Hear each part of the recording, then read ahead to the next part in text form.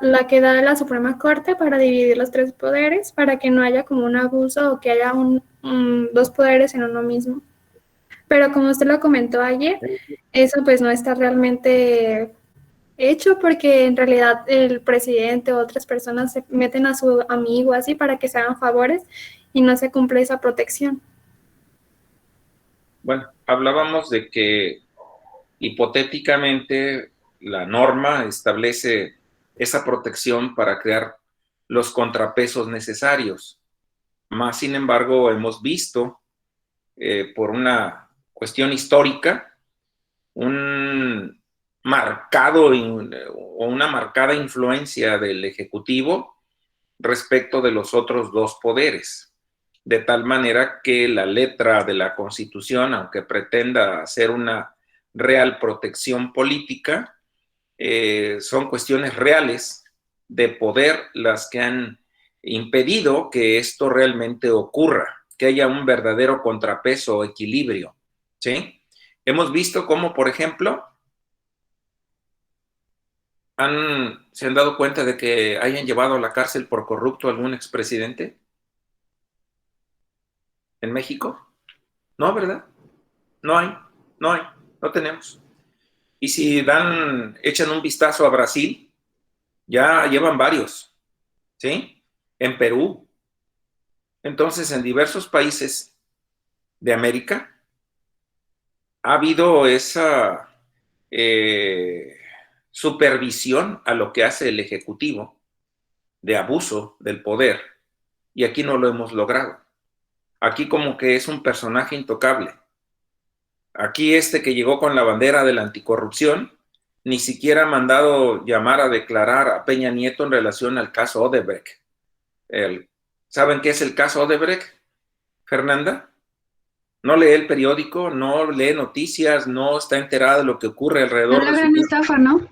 A ver, espéreme. A ver, María Fernanda, Bueno, estoy con ella. Sí leo, pero no, no mucho eso. No se entera. Un estudiante de derecho que no esté enterado de lo que ocurre a su alrededor, pues como que le falta algo, yo diría. A ver, Evelyn, ¿sí? ¿de qué se trata? En donde involucran a Peña Nieto. ¿Cómo? ¿De qué se trata en lo que involucran a Peña Nieto? No sé tampoco. No, no, pues les digo que están perdidos en el espacio. A ver, Arad. No, ni idea. No, no, no, parece que estoy hablando con estudiantes extranjeros. A ver, ¿quién sabe qué ocurre alrededor de esos eventos? Yo, maestro. A ver. Fue una estafa de una constructora brasileña, en donde muchísimos políticos mexicanos y pues entre ellos Peña Nieto recibieron sobornos para tener proyectos aquí en México. Efectivamente. Y el primero que se va involucrado es Emilio Lozoya, y que él lo tienen hasta en libertad como declarando como testigo protegido, ¿verdad? Entonces, no hemos visto en la realidad un marcaje al Ejecutivo y como que se van protegiendo unos a otros. Hemos tenido verdaderos pillos de presidentes de la República y no ha pasado nada, nada. Entonces, esos contrapesos, esa protección política que nos establece la Constitución, pues es mera aspiración. Sí, Mario. Profe, ¿por qué pese a que pues son personajes de este tipo los presidentes, nos han azotado de esa forma con un poder tan centralizado? ¿Por qué no se habla públicamente de que íbamos en una dictadura, como se entiende pues una dictadura en otros países? No, es que una dictadura, yo creo que no llegamos a ella, pero sí es un marcado centralismo en el que la dictadura no admitiría la república, al gobierno republicano, ¿sí? Se perpetúan en el poder un dictador, pero aquí tenemos un reyesito casi por 6 años. Se parece pues mucho a lo que se hace en una dictadura, pero no hay mal que dure 6 años, dicen en México, ¿sí? Pero lo cierto es que sí ha faltado una supervisión al trabajo que realiza cada presidente de la República para evitar precisamente los grandes latrocinios, los grandes robos, y es una de las causas por las que México no está en primer plano, por la clase de gobernantes, y claro, nosotros tenemos también bastante culpa. Pues vean el grado de indiferencia de ustedes mismos, de no conocer ni siquiera los eventos que están ocurriendo en nuestro país y que deberían de interesarnos, y no lo saben. Es uno o dos de un grupo de más de 30, de más de 40. Entonces, ¿a qué se debe eso? A la apatía.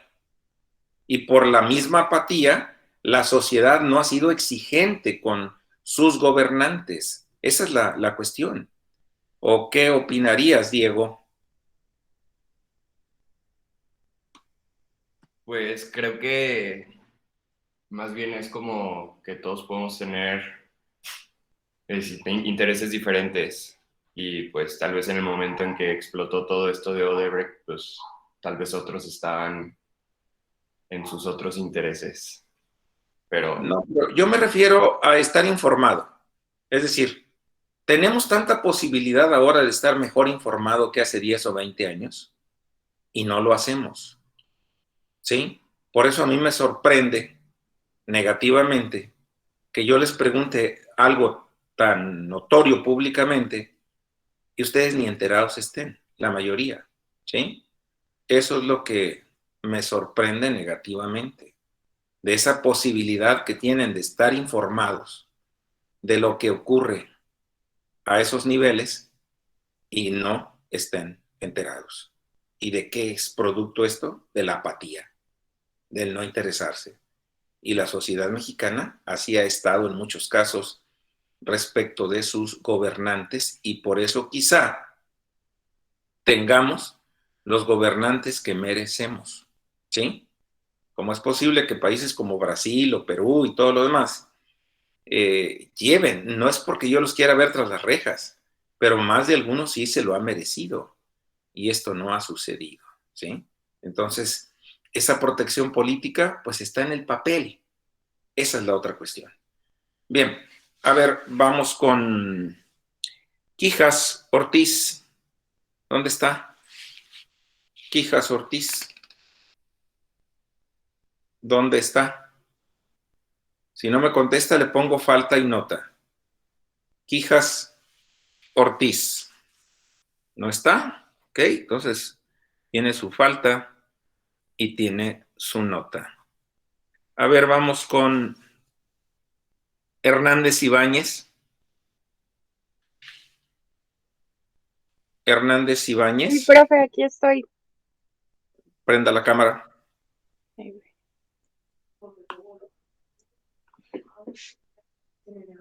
Ay.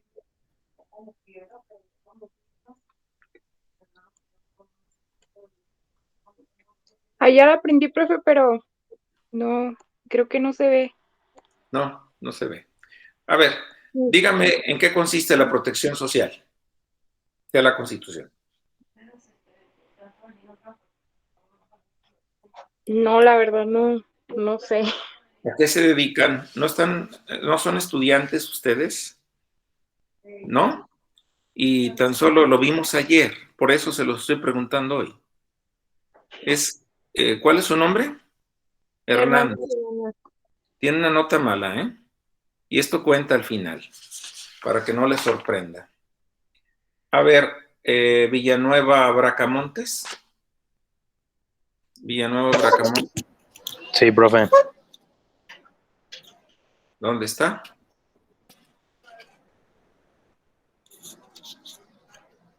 Ok. Dígame, ¿en qué consiste la protección social? No se ponga a leer, explíquenme.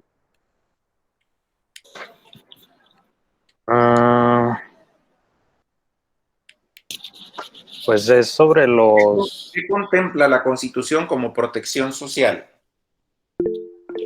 Pues sobre los derechos sociales, más que nada, y sobre los culturales, ¿no?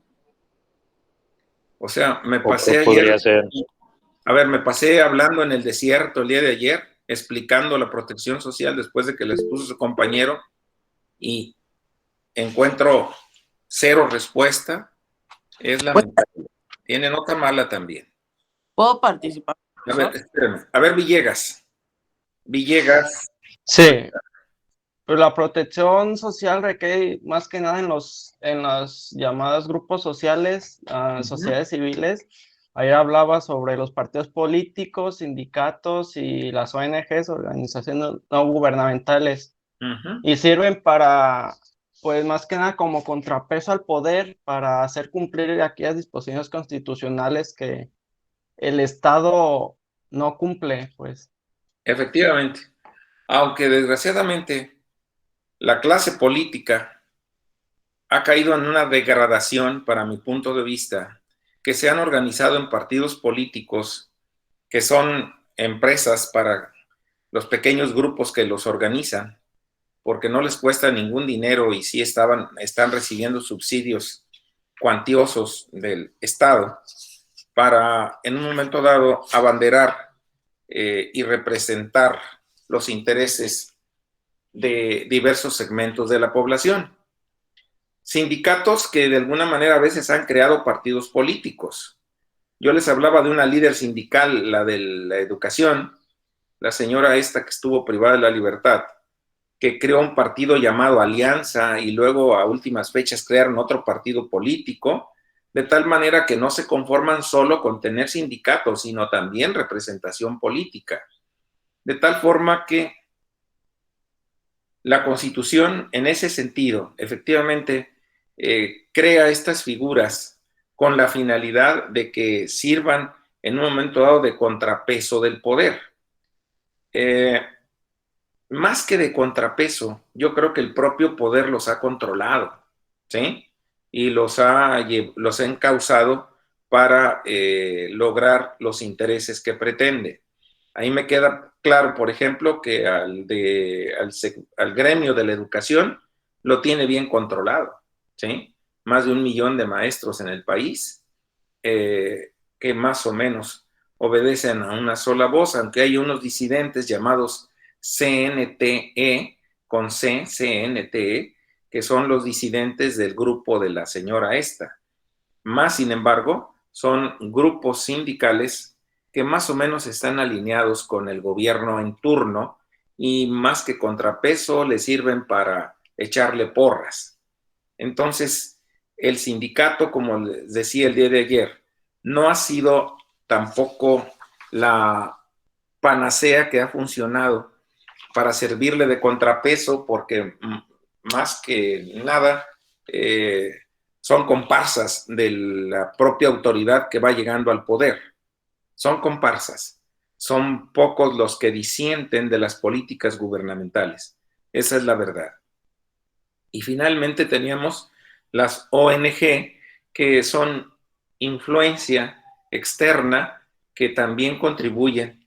Esas sí son más disidentes del gobierno, porque de alguna manera son piedras en el zapato que le están a cada momento indicando lo mal que andamos, sobre todo en materia de seguridad, en defensa de los derechos fundamentales, sobre todo en conductas como desaparición forzada de personas, donde hay miles en el país.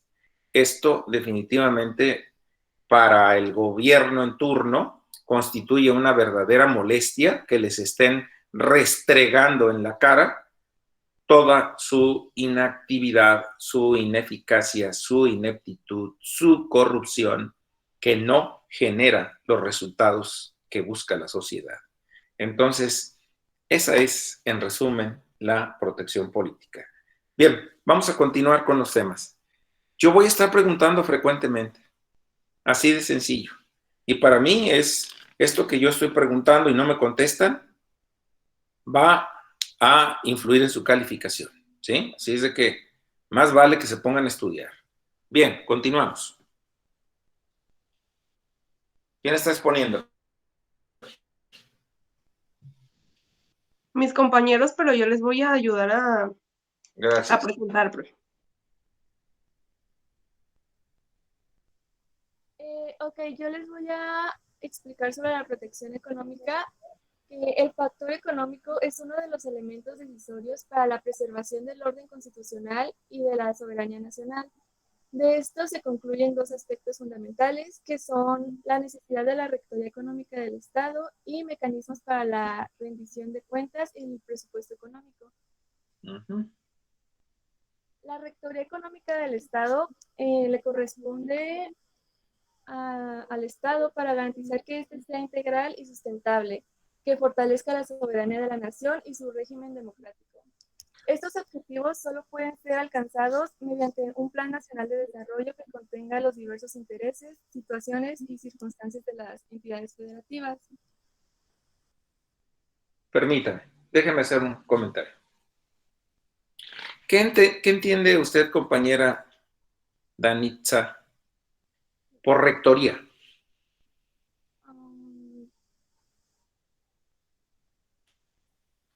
Si yo le digo que el Código Penal en el artículo 20 tiene principios rectores del sistema acusatorio, ¿qué significa rectoría?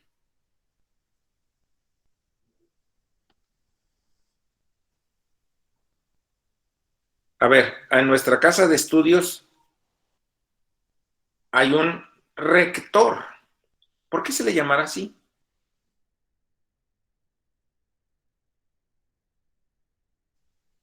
A ver, ayúdenle a pensar, porque a Danitza ya se le cuatrapearon las neuronas. ¿Podría ser el que rige las normas, como del plantel o no sé?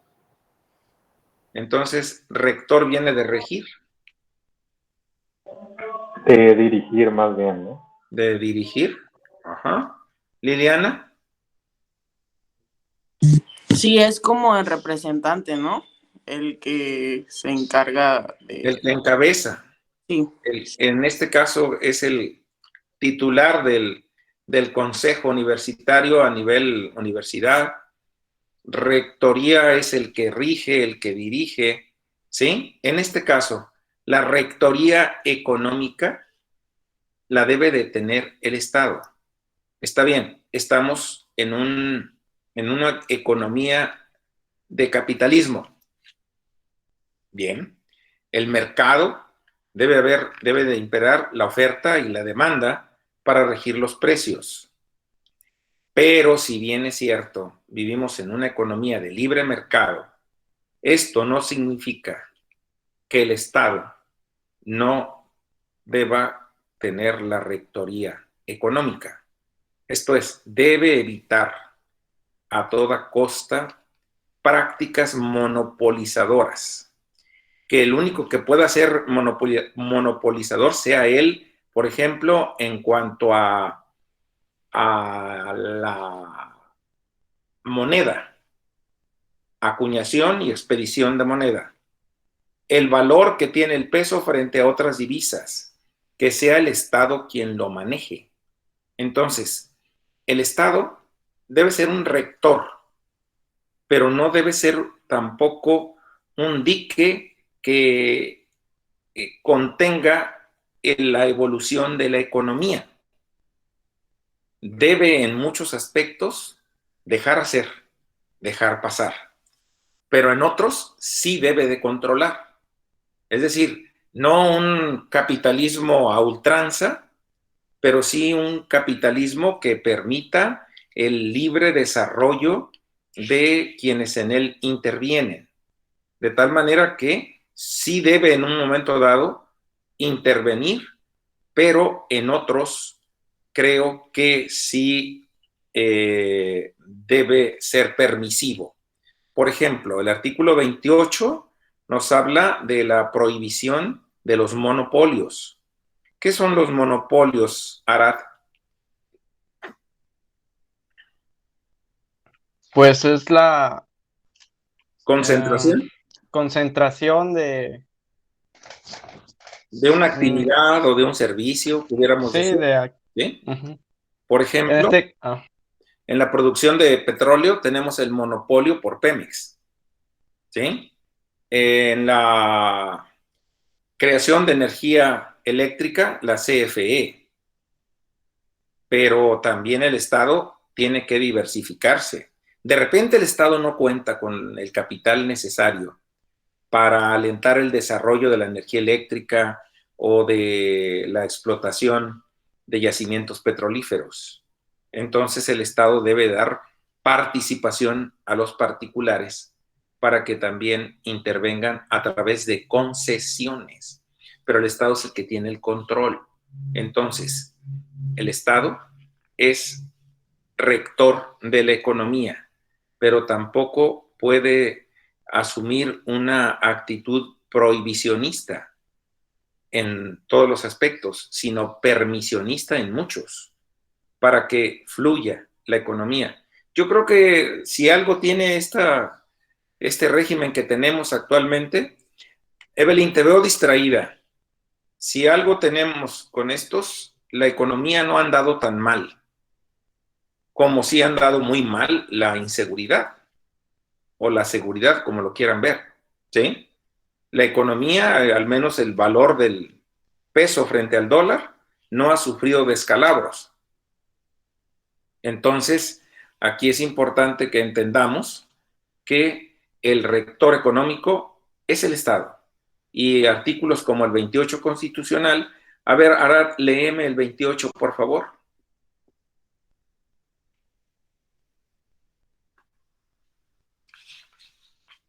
Sí.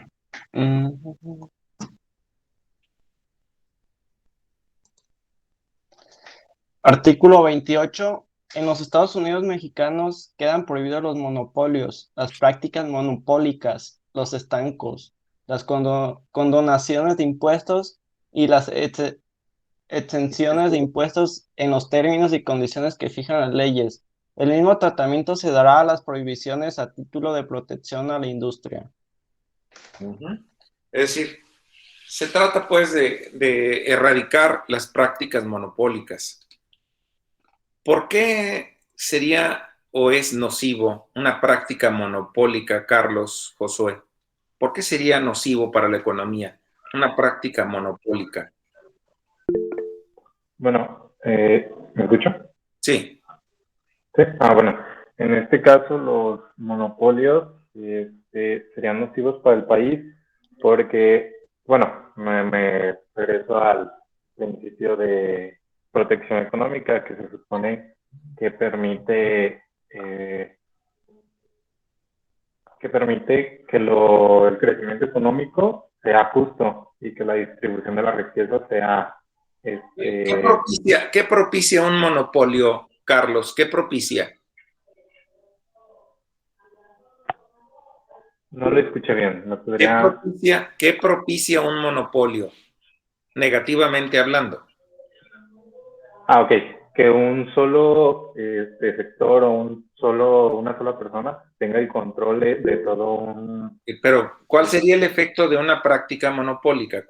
Uno de los que se te ocurra, ¿cuál sería? La falta de competencia. Para empezar, no habría competencia. ¿Qué más, Diego? Gracias, Carlos. Por el mismo hecho de que no hay competencia, pues no hay crecimiento económico. O la otra, fija precios a su arbitrio. ¿Estás de acuerdo? Las tarifas las fija a su gusto. No hay competencia. ¿Estamos de acuerdo? La calidad puede dejar mucho que desear porque nadie compite. ¿Sí me doy a entender? Entonces, en la medida que permitas una práctica monopólica, ¿qué propicias? Que no haya competencia, que los precios se den a como lo quiera imponer el monopolista. Fernanda. Adelante. Fernanda. Profe, y en las refinerías, o sea, las gasolineras que ya tienen pues otras marcas aparte de Pemex, ¿en dónde consumen la gasolina? O sea, ¿de dónde la exportan? ¿De dónde la importan? Pemex. Pemex le sigue vendiendo la gasolina, así tengan diversas marcas.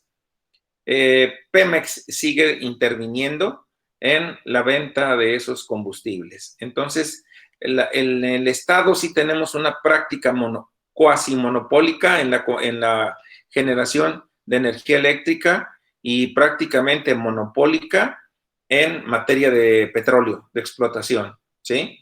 Puede ser que haya concesiones a particulares, pero el control lo sigue teniendo el Estado. Y eso también no ha permitido que esta empresa sea realmente competitiva a nivel internacional, arrastra números rojos, porque también ha sido una empresa a la que le quita muchísimo dinero el Estado vía impuestos. Un litro de gasolina, yo creo que la mitad la pagamos de impuestos, así de sencillo. Entonces, el Estado ha sido un mal administrador de estas dos empresas que son prácticamente monopólicas, ¿sí? Y por más que dicen que es para protegernos, pues nomás díganos protegernos de quién, ¿sí? Porque en países como Estados Unidos, por ejemplo, el precio de la gasolina tiene 5 o 6 pesos menos que aquí, así de sencillo. Entonces, ¿dónde están pues los beneficios de tener abundante petróleo? Ese es el otro problema que tenemos, ¿sí? Que no ha sido eficiente ni eficaz el Estado. Carlos, Josué. Sí, quisiera comentar también sobre esto de los monopolios, que pues de hecho nos tocó hace poco cómo se empezó a diversificar dos mercados, que fue uno, la telefonía celular, y otra, la telefonía fija o el internet. O sea, los precios eran uno solo y eran elevados. Y cuando empezamos a empezar al mercado, más empresas que proporcionaban estos servicios, la competencia empezó a generar y empezaron a bajar pues, claro. los precios. Ahí sí hemos visto cómo ha mejorado la calidad, ha bajado el precio del que teníamos hace 10, 15 años. Entonces, vean pues que en una economía, en la medida en que existe competencia, en la medida en que no concentras en una sola mano una actividad, vas a propiciar la mejor calidad, el adecuado desarrollo de cualquier actividad o servicio, y creo que todo mundo resulta beneficiado, ¿sí? Porque de otra forma la concentración propicia mala calidad, precios elevados, etcétera, ¿sí? Entonces, sí es importante que se analice este rubro de protección económica. Gracias. Continuamos.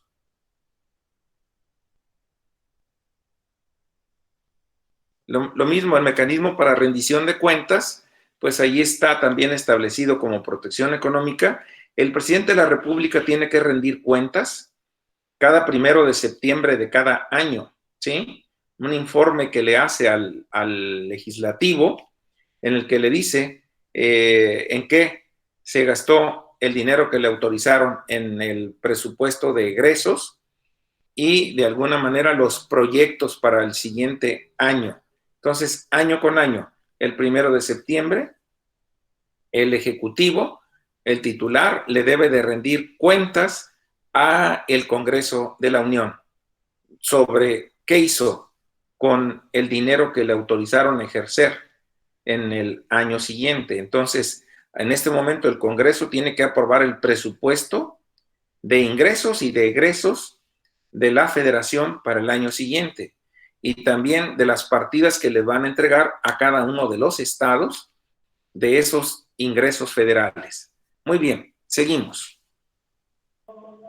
Bueno, esto ya lo comentó mi compañera, y solo para comentar, bueno, era lo que ya mencionaba, que en teoría la Constitución protege por medio de la Rectoría Económica una competitividad, el fomento del crecimiento económico y pues la justa distribución de la riqueza. Pero pues como lo ha mencionado a lo largo de la exposición, pues es en teoría, porque pues en la vida real funciona diferente. Sí, incluso podemos ver que a nivel transnacional hay monopolios que han propiciado el enriquecimiento realmente escandaloso de unas cuantas personas que tienen el dinero que no lo gastarían en muchas generaciones, propiciados también por actividades monopólicas. Entonces, a nivel internacional o transnacional también tenemos esta clase de prácticas de organismos que casi se ponen de tú a tú con algunos gobiernos de países de economías débiles, las tienen totalmente controladas. Entonces es el riesgo también de esos grandes organismos internacionales privados que pueden tener una enorme influencia sobre gobiernos realmente débiles en economías. Entonces, México no pudiera ser la excepción en ese aspecto. Muy bien, seguimos. Bueno, sigue la rendición de cuentas y presupuestos. Fitzamulio reconoce dos procedimientos contenidos en la norma fundamental. El primero es la aprobación del presupuesto de egresos de la Federación y la creación. Esta es una facultad exclusiva de la Cámara de Diputados y el siguiente es el desempeño y evaluación de la Auditoría Superior de la Federación. Pues sí, la Auditoría Superior se la pasa balconeando a medio mundo de servidores públicos que se despacharon con la cuchara y realmente yo no he visto sanciones penales para muchos de ellos. A cada rato hablan de que no justifican en qué gastaron todo lo que se les entregó y pues no ocurren, no hay resultados al respecto. Seguimos.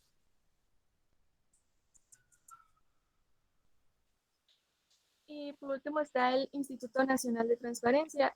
Este es considerado como un instrumento de protección económica, ya que brinda acceso a la información y protección de datos personales y sus equivalentes en las entidades federativas, los cuales tienen como función garantizar el derecho de acceso a la información pública y a la protección de datos personales.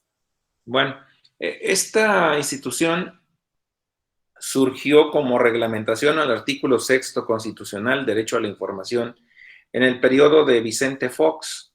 Se creó esta institución tanto a nivel nacional como local para obligar a las autoridades a ser transparentes en el manejo de sus recursos, de tal forma que ha tenido relativa utilidad, pero ya es al menos un freno, un contrapeso para que la autoridad deje a un lado la opacidad y transparente su actividad, especialmente en el manejo de los recursos. Eso es muy importante, que el gobernado, a través del derecho a la información, exija vía transparencia la información que le corresponde dar a la autoridad respecto de determinados gastos en alguna actividad. Pero luego nos damos de golpes al ver que una autoridad es cínica al informar. Recuerdo que en el caso de Vicente Fox, informó el encargado de Los Pinos que ellos compraban toallas de 5,000 pesos, toallas para baño. Entonces dices, qué transparentes, pero qué cínicos, ¿sí? Como una toalla 5,000 pesos, ¿sí? O solo que las compres bordadas en oro o qué sé yo, ¿no? Más sin embargo, al menos ya sabías en qué estaban gastando el dinero. Y sobre todo también, si obligaras a ser transparente a cualquier entidad pública, que te digan, a ver, proporcióname la nómina de tal quincena de esta dependencia. Y ahí pudiéramos encontrar aviadores quizás, que nada más aterrizan para cobrar, pero que no laboran. Entonces es muy dado en el ente público a tener esta clase de gastos que los ocultan. Entonces es a través de este derecho a la información como podríamos tener acceso a ese tipo de irregularidades y que a veces cuando se les ocurre sí han sancionado a alguien, pero nos falta mucha cultura, sobre todo para acceder a la información que está obligada la autoridad a proporcionar. Muy bien, continuamos. Bueno, continuamos con la protección jurídica, que hablando de protección jurídica, podríamos decir que es la protección integrada por instrumentos jurídicos y procesales que llamaremos garantías constitucionales. Estas garantías jurídicas son los factores o las condiciones necesarias para la defensa de los derechos humanos y para la tutela y protección de los demás derechos sustantivos y procesales de los particulares. ¿Entendemos lo que son sustantivos y procesales, Liliana? Pues procesales que van en el proceso. A ver, los derechos sustantivos consisten en el es, ya se los había yo comentado, ¿no? Y los procesales en el cómo, es decir, los procedimientos. Entonces, podemos tener derechos sustantivos como el derecho a la libertad, ese es un derecho sustantivo. Y un derecho procesal sería cuando te privaron de la libertad de manera arbitraria, ¿qué procedimiento hay para frenar esa violación a ese derecho fundamental? Entonces, el derecho fundamental, libertad, es sustantivo. ¿Y cómo procederías a defender la libertad? Sería el derecho procesal. ¿Sí me doy a entender? El derecho procesal o adjetivo es el cómo hacerle, en este caso, para aplicar un derecho sustantivo. ¿Sí? Creo que yo me había ocupado de eso en un principio, de comentar la parte sustantiva y la parte adjetiva del derecho. ¿Sí lo recuerdan o no lo recuerdan? Bueno, ahora que pone el ejemplo, creo que sí lo había mencionado ya. Ok, bueno, continuamos. Ok. Siguiente, por favor. Ah, no, ese está bien. La supremacía constitucional habla de que la suprema ley será la Constitución. Esto está en el artículo 133. Y los tratados también, Liliana, ¿sí? No podemos olvidar que los tratados, el derecho convencional, también es norma suprema, ¿de acuerdo? Ok, sí. Bien. Las leyes del Congreso de la Unión que emanen de ella y todos los tratados que estén de acuerdo con la misma. Como usted mencionaba, es el principio garante de la fuerza constitucional. Consiste en considerar a la Constitución con la base del sistema jurídico nacional y a partir de ella crear normas jurídicas cuya validez esté dada en virtud de no contravenir el pacto constitucional. Este principio suele ilustrarse como la pirámide que está aquí al ladito en el dibujo, que es la pirámide de Kelsenia. Kelseniana, de Kelsen, Hans Kelsen, era un tratadista alemán, ¿sí?